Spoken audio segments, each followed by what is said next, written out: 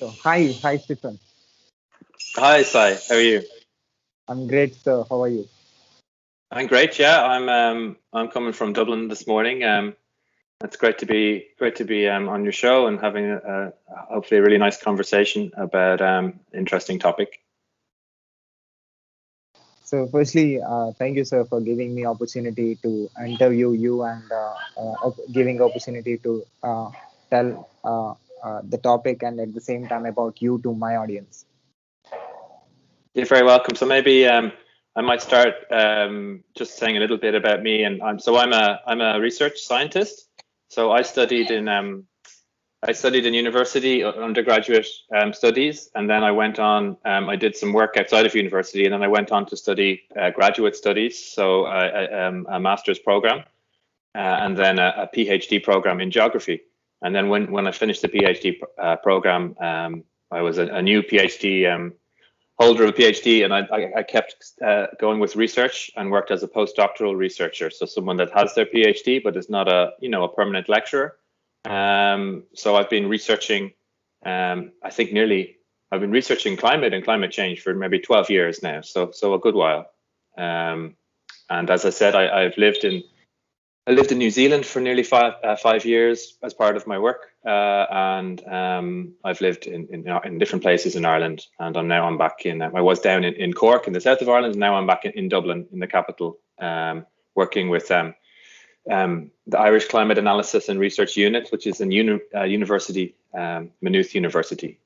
So that's kind of where I am in terms of my biography, and been very interested in environmental issues for a long time, and I wasn't really sure what I would do in terms of doing something useful. So I've kind of ended up working in this research area, and I really enjoy the work, and I really enjoy the people I get to work with as well. It's a nice bunch of people.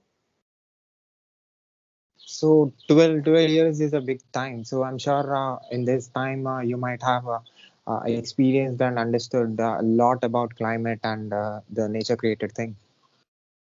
Yeah, so it's a long time now. The topic is so big that I've kind of focused in on the human side of it. So the climate change adaptation, so adapting to current and future impacts of climate change.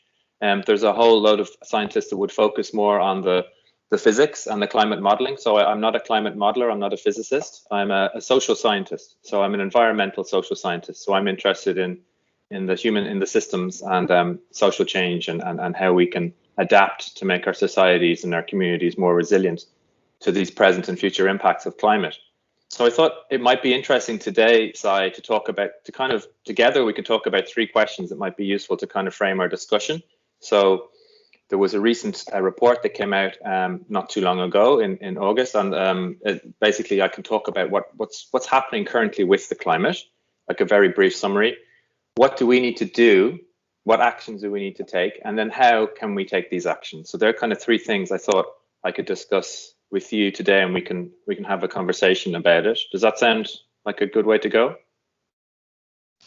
Yeah, I got you. So, we'll talk about the recent report and the analysis that you did. So it's not my analysis, but yeah, it's an analysis that other scientists did. So maybe just kind of to start, I'll talk about the report, and that'll Go on. So briefly, the report, the assessment report, it's the sixth assessment report. It was carried out by the Intergovernmental Panel on Climate Change. And the Intergovernmental Panel on Climate Change was actually established in 1988 by the World Meteorological Society and the United Nations Environment Programme. And 195 countries are involved in that program, in that process. They produce a big, huge volume of reports every 6 to 7 years. So the sixth report since 1990 came out in August. And what the report is, it's a summary of loads and loads of science. So it's 14,000 different scientific papers were consulted, 1,000 different experts and reviewers were involved from all over the world, and they gave their time for free. And it was finalized on the August 6th and released shortly after. So it's a big, massive volume. So that there's a summary document that's 42 pages, and the full report is nearly 4,000 pages. So it's a huge amount of work carried out by scientists for free because they want to display the latest science in terms of climate. Now, briefly, there's three different working groups involved in this process. So there's the physical science report, and that's the one that came out in August. Then there's the second volume, which is working group 2, which is looking at impacts, adaptation, and vulnerability. That's my area. And then there's the third report, which looks at mitigating climate change. So I might talk briefly just about that first report, give a summary if that would be useful of some of these big impacts, and then you and I can maybe talk about what in terms of those impacts and how we've maybe experienced them or how we're seeing them in the media and everything else. So the world has warmed by 1.1 degrees since the 1800s, and each of the last 4 decades have been warmer than any decade since 1850. Sea level rise has risen by 20 centimeters since 1901. And for every 1.5 degrees of warming, there's going to be increasing heat waves, longer warm seasons, and shorter cold seasons. What's interesting about this report, Sai, is that for the first time, the scientists have been able to say conclusively they can see the human influence upon the climate system beyond just long-term changes. So what that means is they can look at a particular storm event or flood event and say, yes, we can see that because of climate change, this event, there was 20% more rain, for example. It was more impactful by so much because of climate. So that's the big take-home message from this new report. What's also really important is to look at climate and biodiversity together, because these systems actually work very closely, and that's maybe something we could talk about. There's a load of other types of impacts, but I think I'll leave it there because I don't want to just be talking like a lecture. So there's some of the kind of the key issues. And there's the significant impacts across the world associated with coast, with sea level rise, with permafrost melting, with changes in ocean temperature, and with cities becoming more difficult to live in because of heat. And that's kind of where we're at in 2021 in terms of what's happening. So what you observed in these reports?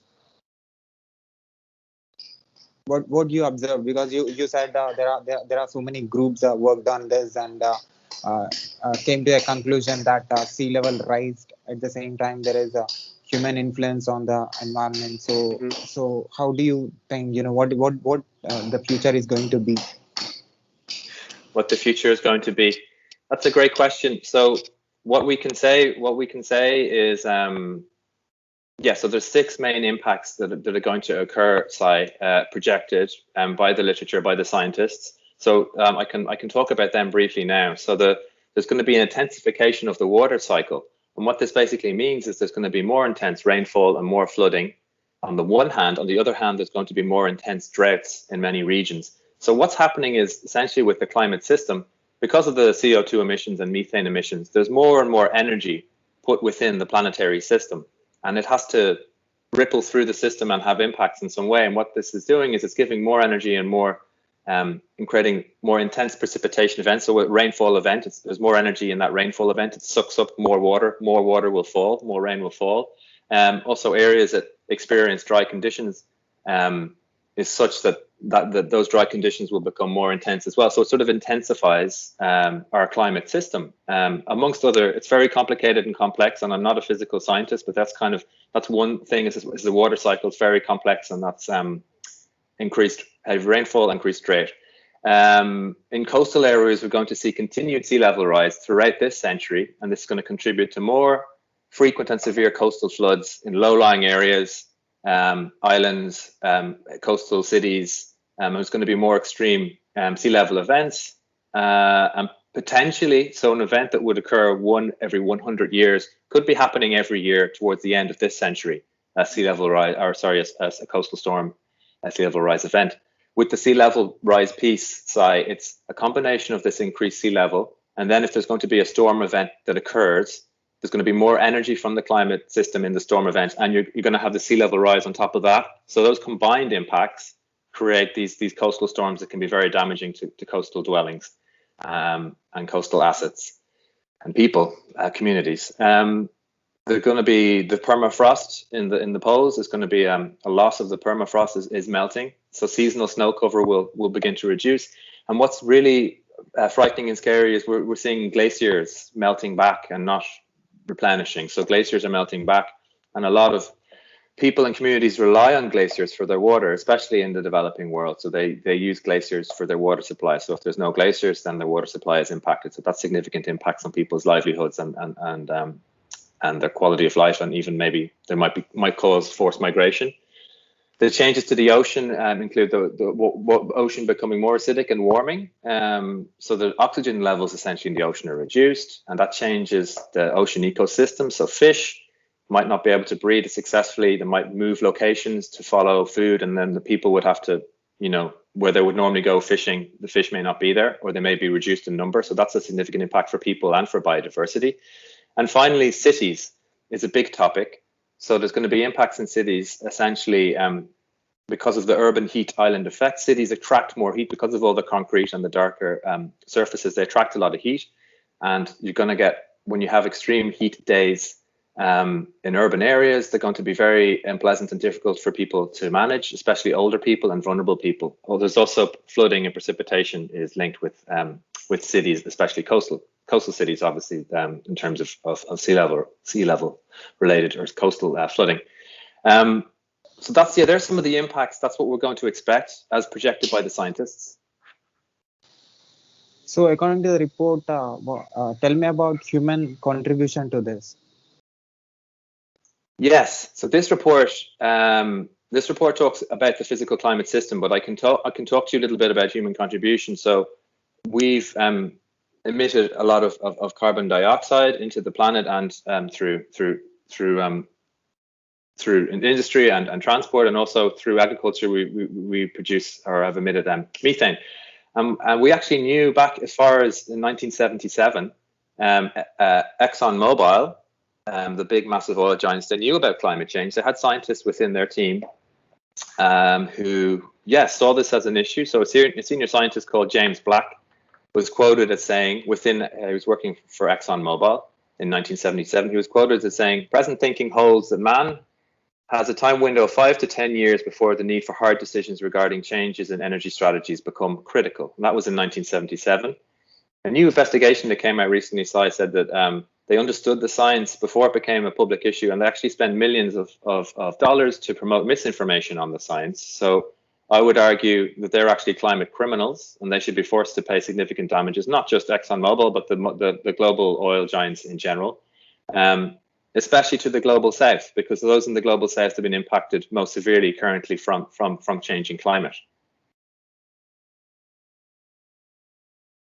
So tell me about species. I'm sure in there's a lot of research time, and in this report they might have mentioned the different species have which which took the birth, or which are expired. So tell me about that. So the Intergovernmental Panel on Climate Change focuses on the climate change impacts, but it does discuss impacts associated with species as well. We're currently within a mass extinction event, so it's quite frightening in terms of species. So we're currently in the 6th mass extinction. So you've got significant species biodiversity loss in terms of ecosystems, and climate is a driver in that. It's also land use change, so people changing clear felling forests and growing, for example, palm kernel, palm oil. You're getting rid of habitats where species would have lived. That's reducing the biodiversity on the planet. Some of the big species as well have been hunted by humans. So it's kind of, climate is one a driver, so it's a contributing factor to the species loss. The other drivers are caused by man hunting species and reducing their habitats, and not conserving them, and not respecting in terms of looking after our important plants and animals that we need to survive, and that are also just intrinsically beautiful to have on our planet. So that's not a good news for biodiversity. Unfortunately, I think it's great to get to talk about this issue on your program, on your show, because I think a lot of people maybe don't think too much about biodiversity because they've got so many other things they're thinking about in their day-to-day, their jobs and paying bills and everything else. But yeah, I think it's a big one, the species loss, and people need to start thinking, doing more than thinking, conserving, putting efforts towards species conservation, and really kind of pressuring people within their communities and politicians to kind of take it seriously in terms of improving biodiversity, because with improved biodiversity, it's actually really good for us as well as humans. If you've got a city full of plants and animals and trees green spaces, it's very good because it makes it more pleasant to live in if there's warm conditions, and it also creates a lovely environment for people to be. So there's lots of positives about looking after our flora, our fauna, our animals and our plants. So before this report, there is another report, right, which gave by the same organization, and a lot of countries participated in that, right? So what is the difference that is there in these two reports? Okay, so there's I might need to clarify your question. So there's, I think at the top of the chat I was saying there's three different volumes. So there's this physical science report came out in August. There's going to be a adaptation and impacts report that will come out in, I believe, February 2022. February 2022, the second report. So that would be more focused on impacts on human systems, on what we need to do, the kind of actions we need to take. And then there's a third report that focuses on mitigation measures. So it might be a good time just to talk briefly about what we might need to do. So to reduce and help ourselves cope with these climate change impacts, actions we need to take in order to limit global warming, we need to have strong and rapid and sustained reductions in carbon dioxide, methane and other greenhouse gases. It's certain that like a certain amount of damaging global warming is kind of built into the system.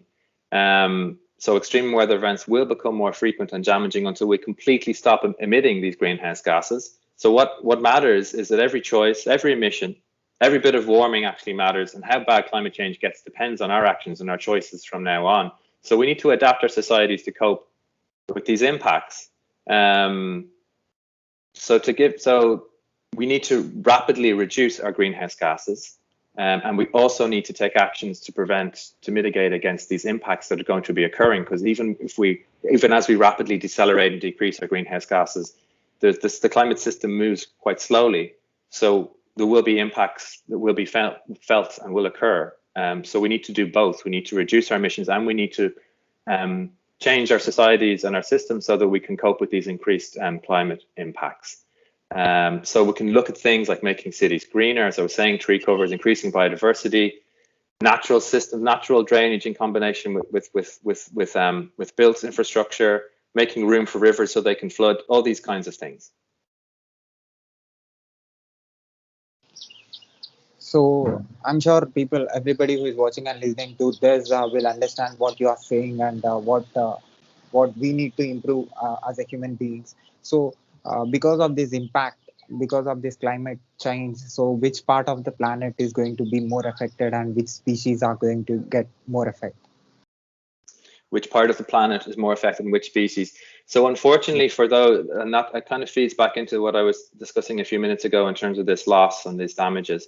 So areas that are already quite vulnerable in say sub-Saharan Africa near the Sahel, or in location Bangladesh, for example, or the Pacific Islands, places that are already beautiful places that are already vulnerable to climate, existing climate, will experience more extreme impacts. And they also, a lot of these communities and places don't have the financial wealth that the developed world has, the global north has, to protect themselves. So unfortunately, those that are the least responsible for a lot of these impacts are going to experience many of them in terms of the climate impacts.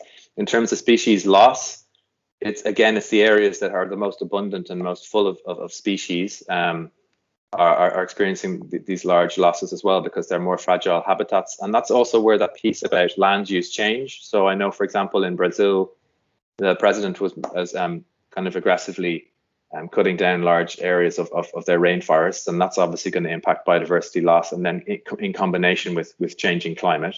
And and the kind of bigger species are the most vulnerable in terms of how the chain works in terms of relationships between species. So the smaller species are initially, at this point anyway, not as vulnerable as the larger, say, mammals or fish. So for example, large species such as gorillas, orangutan. So orangutan is a good example where they're losing their habitats. Whales, for example, and it's this combination of habitat loss and changing climate that's really going to impact our biodiversity. So we are one of the species on this planet. Of course, one of the intelligent species. So are we the only species are able to manage the climate change and try to adapt? Because there are a lot of other species that need to take this as a responsibility in That's a order great, to that's a great, that's a great, that's a great question, Si. I like that question very much.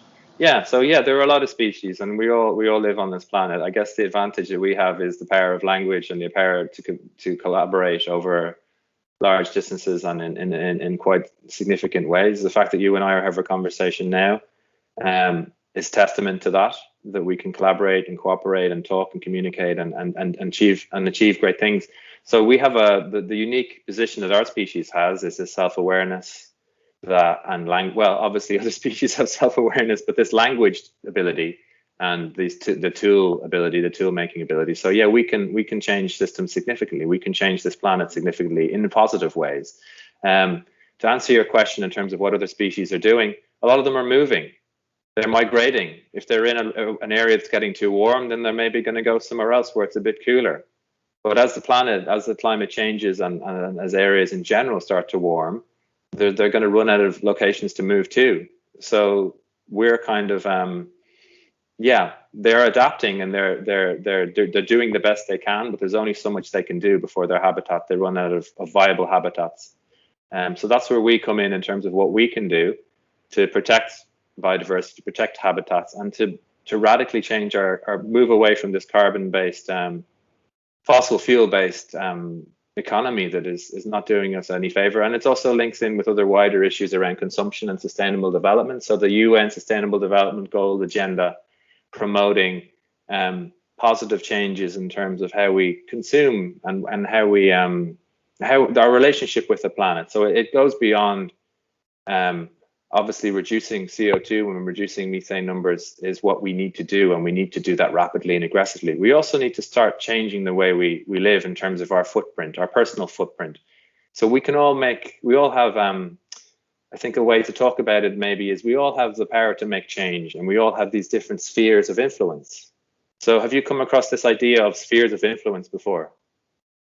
yeah yeah. What does spheres of influence, what does that mean to you when somebody talks about spheres of influence, do you think? Or what comes to your mind? When they say about fear of influence, if it is positive, I think not only we every species are going to be get benefit from this. Yeah, exactly. So there's like a ripple effect. Yes. There's also the idea that if you or I make a change in our behavior, and we talk to our friends and our family and our colleagues, if we're working about it, this can ripple out in a very positive way. So we're all connected. So I think it's an exciting way, Si, to look at how we can actually put the changes in place that we need to.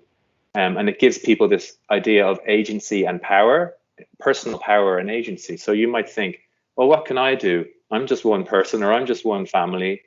Climate change is huge. Biodiversity loss is huge.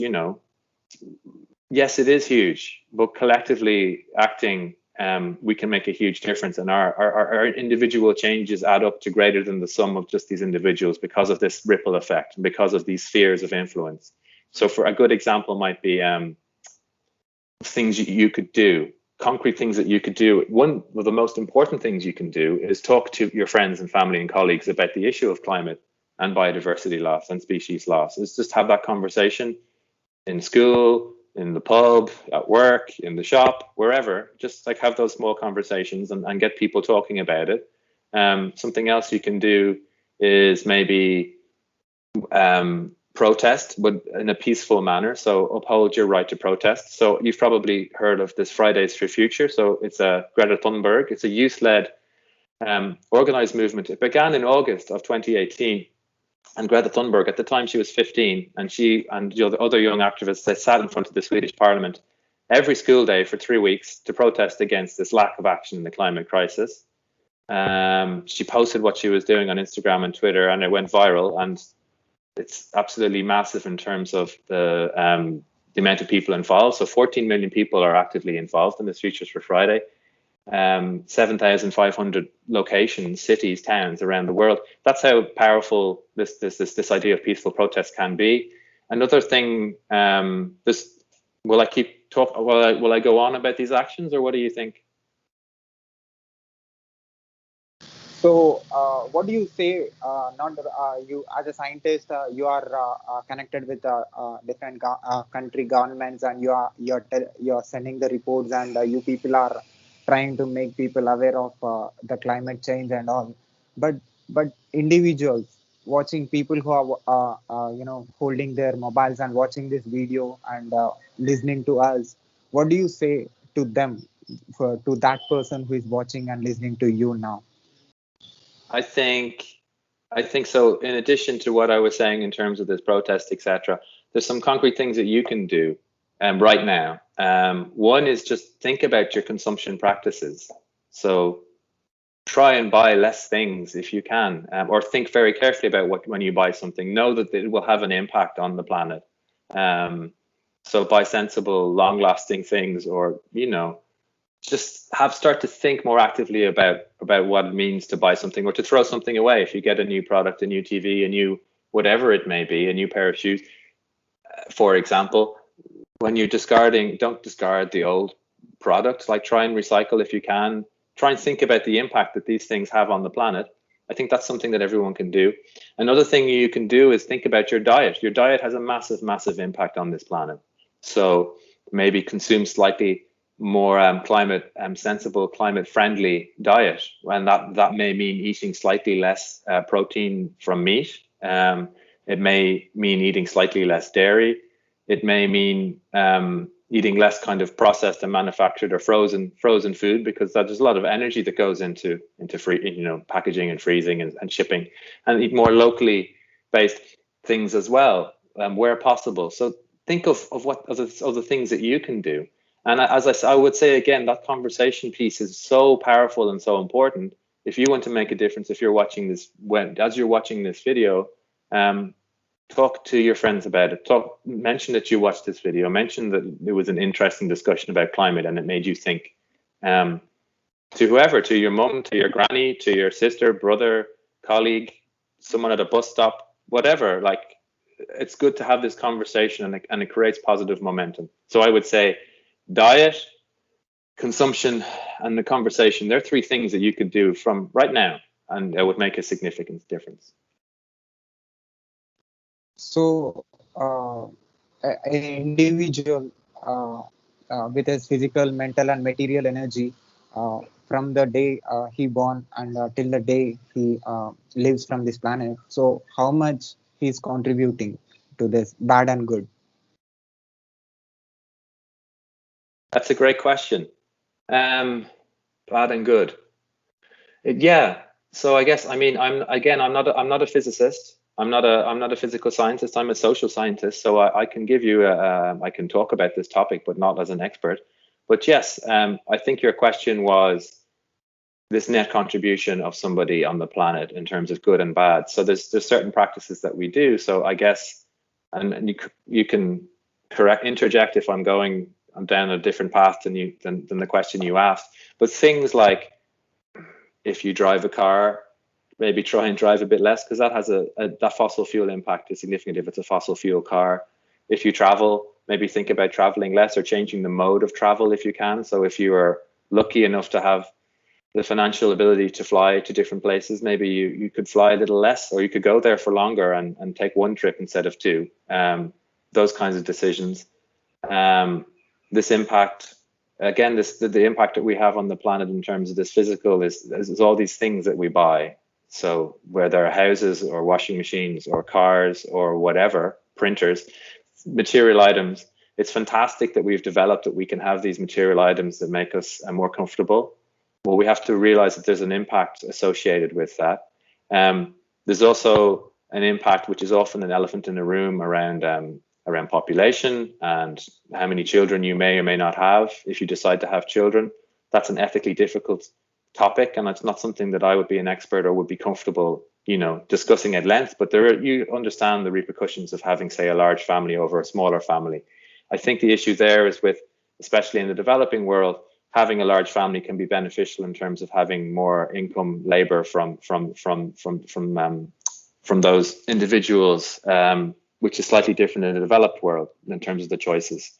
Yeah, so there's like some of the impacts, some of the positive impacts, I think, which is great. I think we need to think of the positives, as you said, not just all the bad things. Some of the positive impacts that we do is that we're, as a species, we're fantastically, we're social. We create beautiful things, art and music. We connection. We're very good at connecting and building community. A community is very important, and we're very good as a species at creating. We have huge potential for creating fantastic things. I think a big part of this narrative as well, a part of this story, is how the systems and the way the societies, the way that we have our societies, the way we develop them, for like, so equality and equity and societies that are where everyone is, you know, the wealth disparity is not as large. Generally, it creates happier people, happier populations, happier communities. So we need to think a little bit about that as well. Then it kind of gets into culture, to be honest, this idea of cultural change and cultural awareness, and what kind of culture do we celebrate? I know from some of your other videos, you talk about the idea of success and what success means to different people. I watched your video with a South African writer, so a novelist, so Amukliani Makuvela, and she's talking about women's rights and empowerment and identity and equality in South Africa. And I really, really enjoyed that interview, that conversation. It was very well moderated, and she's a very interesting lady. So yeah, our positive benefits are huge. Our positive potential is huge. So, social scientist, I'm sure you will be observing all the industries which is contributing to the climate change. So which industry? I'm a technologist. I'm from IT industry. So how IT industry is contributing to this climate change, and also tell the maximum and the minimum contributing industry in the world. That's a great question again. Yeah, I mean, in terms of IT, something that comes up in the media quite recently, or has been coming up, is this idea of data centers. So data centers do take significant energy to store all our information. So we can do this now. We can have this video, we can upload it. It can be on the cloud. The cloud is a server somewhere on the planet. So the consequence of having this fantastic IT infrastructure is energy is needed to power these data centers. That's, I mean, that would be my initial thoughts. I'm not a technology expert. I think there's obviously also, in terms of IT, there's all the hardware that gets built, all the computers and monitors and everything else that goes along with it, and that has an impact. In terms of mobile phones and technology, there's certain minerals and materials that are needed to create these, and they have to be mined in some cases. So in many cases. So that mining has an impact on communities, and often a negative impact in terms of environmental impact, where they have to mine and they damage ecosystems and habitats to get these materials that we need for our mobile phones and our laptops and all those kinds of things. In terms of industries making the biggest negative impact, I would still say it is very much the fossil fuel industry. And that is undisputable. So indisputable. So these companies that are still, you know, it's very obviously, like, the climate system itself is slow to change and slow to move.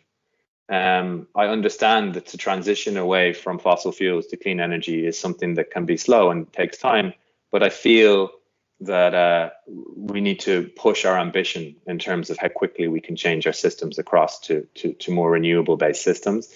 One way to do that is to get governments to stop subsidizing fossil fuel, which they do.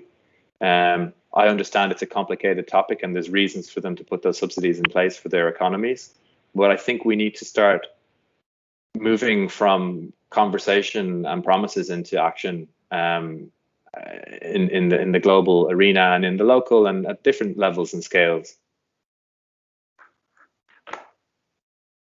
So creating cars with electric energy and I think I'm sure people like you, the scientists, the environmental scientists, also the people who are responsible, who feel responsible. This is my planet, and I have to contribute my energy to this planet in a positive way. Like when you talk about this list, Elon Musk comes in the top in the list, I think, and he's one of the richest and caretaking and responsible person on this planet. I feel that.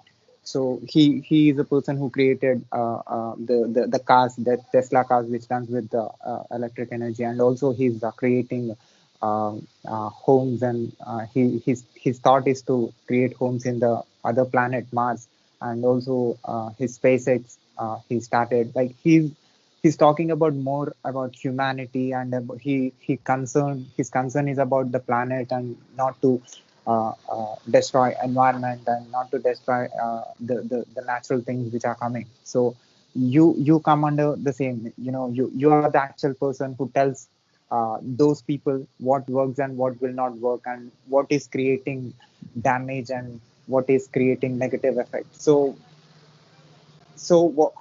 you are creating this awareness uh, uh, to this planet? How many people are getting changed because of your contribution? That's a difficult question to answer, Sai. It's a good question. It's a great question. I guess in terms of my impact, my positive impact, it is in talking to fantastic people like you, to people in the like in the media, in the press, in the communicators, and as I said, telling that story. So telling that story is a big part of it. What I also do is a part of my job is to teach. So I teach students about the things we were talking about today, and then it empowers them to make changes and to create a society that they would like, or try and aim towards the societal change needed. So through teaching, and then through my work in terms of my research, and papers and reports that I publish with ideas and suggestions and recommendations on how we can make these different types of changes that we need to make. And then also in terms of talking to my colleagues at conferences, at forums, at workshops. So the other people that are also aiming to make these positive social changes in whether they be in the academic, in the research, in civil society, in and NGOs or private sector. So it's a big conversation, and there's lots of people involved, and everyone who is trying to make that positive impact is out there and communicating and trying to realize these changes. And so that's my impact, I believe. Then on a personal level, like you and people watching this who don't have anything to do with formally anything to do with the environment, on a personal level, I try and practice what I preach as much as possible in terms of my consumption patterns, in terms of my diet, in terms of my travel pattern, my travel habits, in terms of having conversations with friends and family about these things. So I try and make impact in that way as well. It's not always it's challenging. It's challenging to live in a very sustainable way, and it takes work. And I'm not saying I'm fantastic at it all the time, but it's something that I do try and talk to people about. So you mentioned, you explained about the tech industry, but there are other industries too.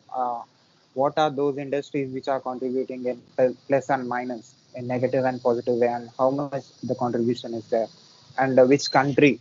Like you said about the data centers. I can talk about it because I'm into cloud. I'm a solution architect trainee. I know about data centers. They put that in a place where there are less natural disasters, and they select certain places, and only Microsoft have its own data centers. AWS has its own data centers. Like Alibaba, there are a lot of other companies in the world are putting their the storage, the physical infrastructure in different places where they feel that they can put it safe. So putting this aside, there are other industries.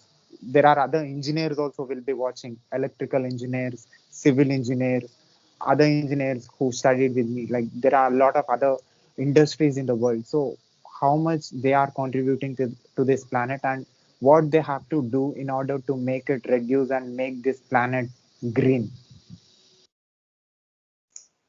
It's another great question.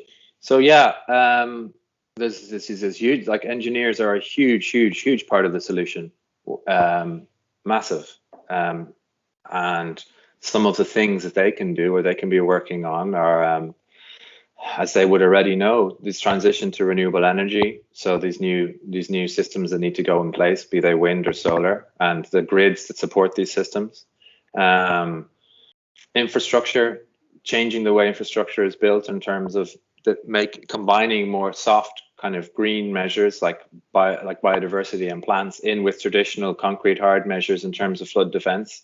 So we have a lot to learn from our colleagues in Holland and other places where they manage this hybrid of looking at using the environment in combination with hard infrastructure to protect our rivers from flooding and our coastlines.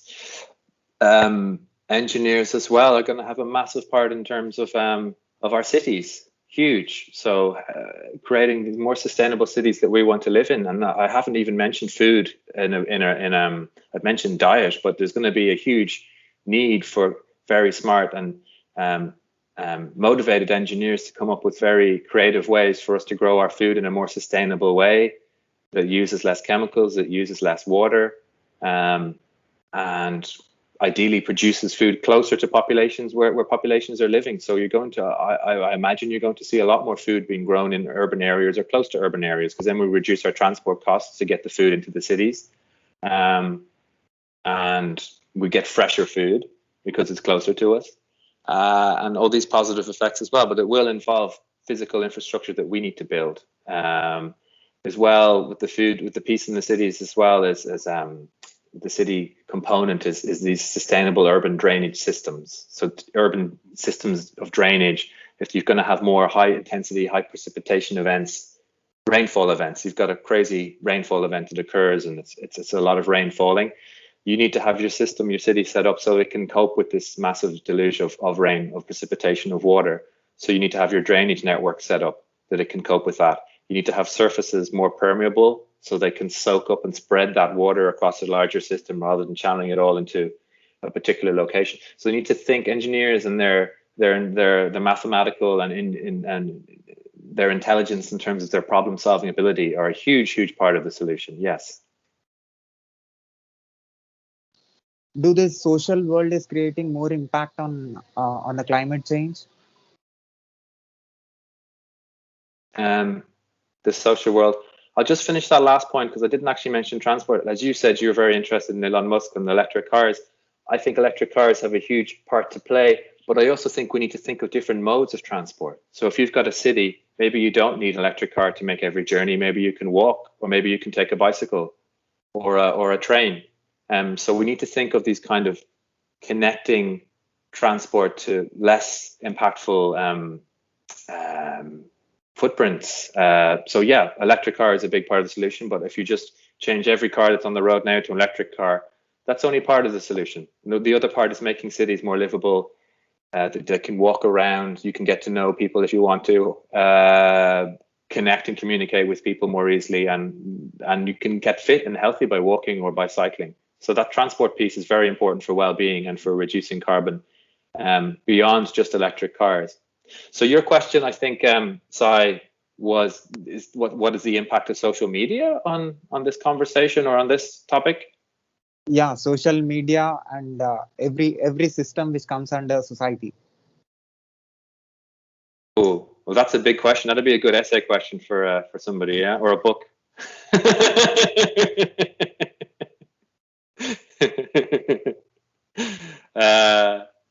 Yeah, you might need to break that into something smaller for me, because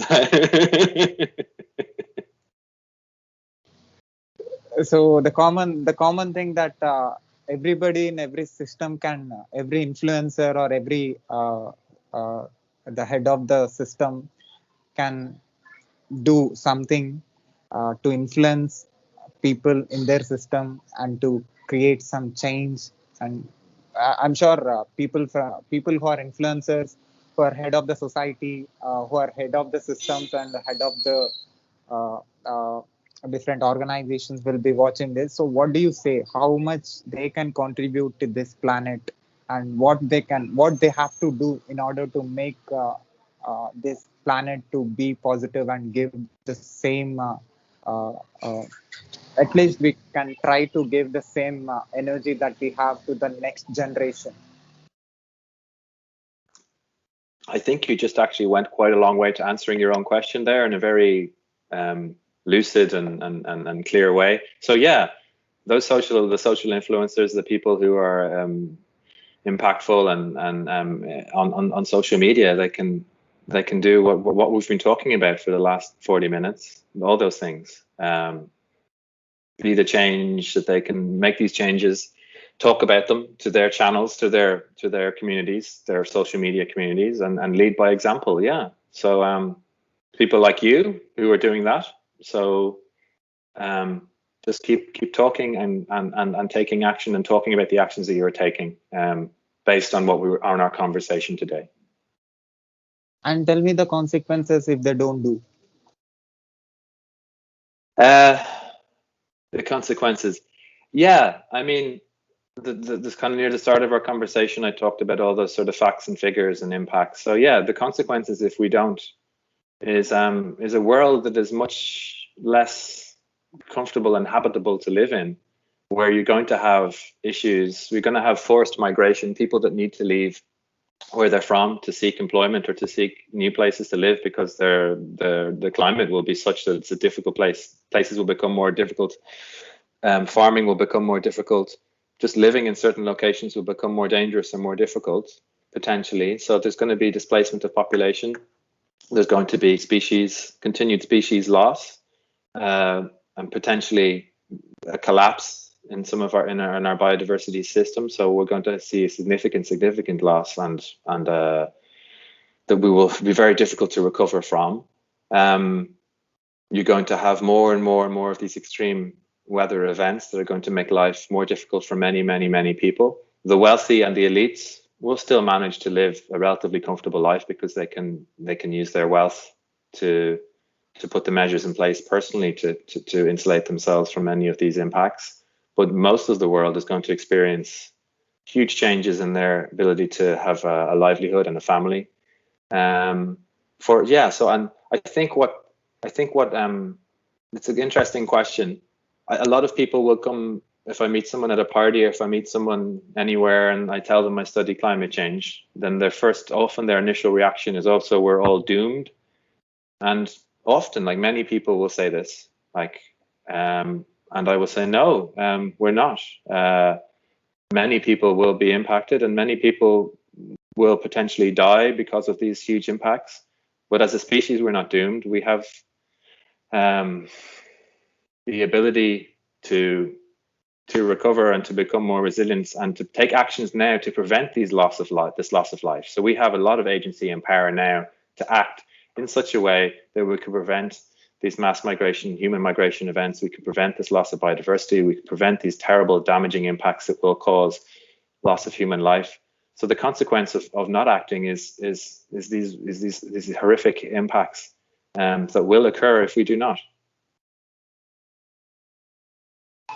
So the report statistics that you mentioned, 195 countries. So which country is taking more responsibility about this planet?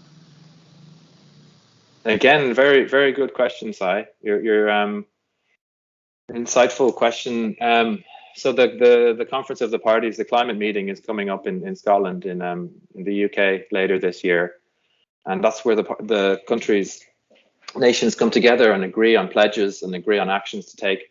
And yeah, we need the big guys and girls to step up and take action. So if you look at just kind of per capita emissions, so we need the USA, we need China, we need Russia, we need India, we need the large economies, France, Canada, etc., the UK, those countries that have the biggest kind of GDP and produce the most goods are making the biggest impact in terms of climate. So they need to step up and change and take responsibility and ownership.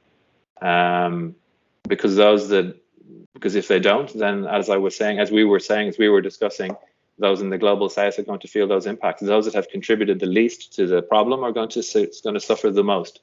So that's part of the responsibility. Also part of that responsibility piece, Sai, is this idea of loss and damage, and that we need to provide billions of dollars to help those in these developing countries and BRIC countries to make their societies more resilient to these impacts. So there's pledges that have been made since the Paris Agreement, the Paris Accord in 2015, which was fantastic. We need to honor these pledges. These countries need to step up and provide the financial and the money, the finance that they said they would to people that they said they would.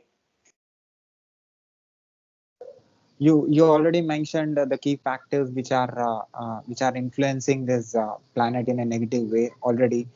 Can you again repeat those key points so that people from anywhere on this planet will understand what is creating negative effect on this planet? I think the key points, and to summarize, is the fossil fuel, so the CO2 emissions, the fossil fuel emissions from transport and from industry are warming the planet. The emissions from agriculture and livestock are warming the planet. They're the major influences. The changes in land use, where you change a forest into a field, is warming the planet. So they're three of the big things I can think of now. I hopefully haven't missed any of my physical science colleagues. But yeah, there's some of the big things. And the feed loop, the loops when those impacts occur. So places in the far north where the ground is frozen, the permafrost. When the permafrost starts to melt, and then methane that's buried underneath the ground will come up, bubble up. There's this loop. There's these loop effects as well. So they're some of the big drivers of this change in climate. So you mentioned the three systems, which is agriculture, and one is transport system, and another one is industry. So industry system. So basically everything that involves production on an industrial level. Yes. So you are telling these systems to find new solutions in order to reduce the negative effect that is happening. Exactly. And the technologies, as your colleagues and friends know, exist, and they can be operationalized at scale. Yes.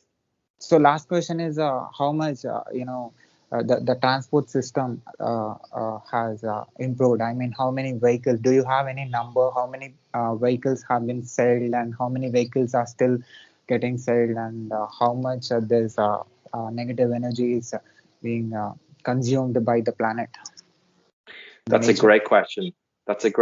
So I do not have the answer. I can think of colleagues that would, and maybe after the conversation, I can send you on some details of colleagues that would definitely have that answer. It might be worth talking to them in their own right as well, the energy engineers.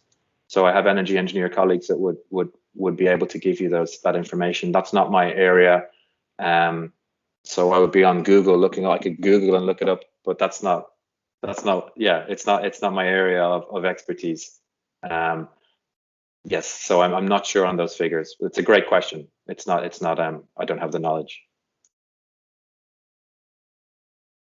So do you want me to share any details to the people, the documentation or the website links in the description of this video, people who finds our video on YouTube or listens to? That's very kind of you. So I think maybe the best way to go in terms of sharing information. So I'm quite active on Twitter. So my handle is DocFloodS, DOC Flood S. I also have a website as well in terms of, and I share information on that website as well. So the website is Dr. Stephen Flood, so Dr. and then Stephen Flood, STEPHEN Flood.com. So that's my website, and that has links to my social media and links to my research as well. I would say as well, if you really want to kind of find out more on this topic, there's a list. So the climate scientist Catherine Hayhoe, the US climate scientist, has created a list on Twitter of scientists who do climate. So if you subscribe to this list, it has over 3,000 scientists, and they look at all sorts of aspects of climate, including the atmosphere, the oceans, the ice, the ecosystems, water, energy, health, and social science, like myself. I would say as well, if you're really interested in the sort of social science topic, that the working group 2, so the IPCC working group 2, which is focused more on this area of adaptation and impact, is coming out in February 2022. So you can keep an eye out for that. So yeah, I think that would cover the bases. So I'll put your Twitter website links in this on the screen. People who finds our video can see your details, and also there'll be a lot of podcasters, YouTube channel. The video creators will be watching this. If you're watching this, please interview this person who's a scientist. Try to spread the positivity. He's trying to make change on this planet. So if you can do this, you will be one of the greatest persons, persons on this planet in the history. Yeah, you're very kind. There's some music happening there as well, yeah. No, you're very kind, Sai, and you're very kind, and I appreciate that, and it's been great talking with you, and I really, really think you're doing fantastic work yourself, and you're obviously a student, and you're busy, and you're creating all this content with talking to interesting people about interesting topics with people that interest you, and they're sharing a very positive message and of social change and of learning and of growth and different ways to find success, and it's wonderful to see, and I feel very lucky that you got in touch to have a conversation. So I have a last question. So as a social scientist, what do you say about me doing the social work? Me talking with different country people who are into different professions, who have different backgrounds, having different experiences. Me trying to gain their knowledge and putting in the public platform. And what do you think that I'll gain from this? And what do you think that people who watches and listens to these words through any platform will gain from this? What is the contribution that I'm doing as a social scientist? What do you say about my work, your observation? It's a great question.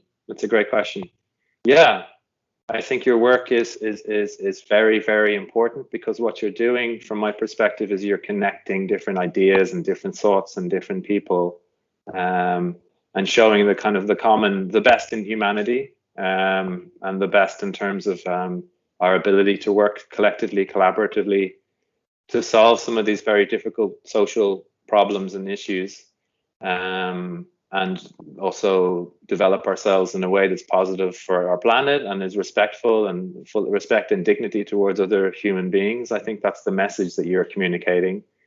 I think your impact is because through the power of social media and through the power of the internet, your reach and your impact, I imagine, is significant and will increase the more you engage and the more content you create, etc., etc. So I think you're, as the Irish would say, more power to you, Sai. So keep going, and keep going with your work, and yeah, more power to you. So whenever you want to say anything through my medium, if you have any message that you want to send to the limited audience that I have, if I increase the number, do know, but I will try to increase the number with this positive effect. So if you want to share anything through my medium, you're always welcome, Stephen, because people like you who are trying to create this influence and trying to make people think about what they are doing and what they should do and what they should not do. It's very important from the person from the age group who are like 10 to 60 or 70, because your words, even few words in this video, will affect them and make them think, and at least they will try to do something that you said. Even you can reduce the number of negative effect that is happening. So your contribution to my channel, my medium is very, very important. So whenever you have anything to say through my medium, I'll be ready anytime. Even if I don't be in India now, I'm in India. If I work in Canada or other country, so through this technology, we can spread this energy and make the world beautiful. It's a very generous offer, and yes, I will take you up on that offer. So any point in the future we want to talk again or promote your work on social media and your message. So yes, thank you very much. Very gracious of you. Can I put this video on my YouTube channel with your permission? You may indeed, yes. And also, can I put this video and audio clip on my podcast, website, internet, social media, everywhere with your permission? You may, yes. Yeah. Yeah. Thank you, Stefan. Keep going. Keep doing what you love. Thank you, Sai. You too. Take care of yourself. Bye.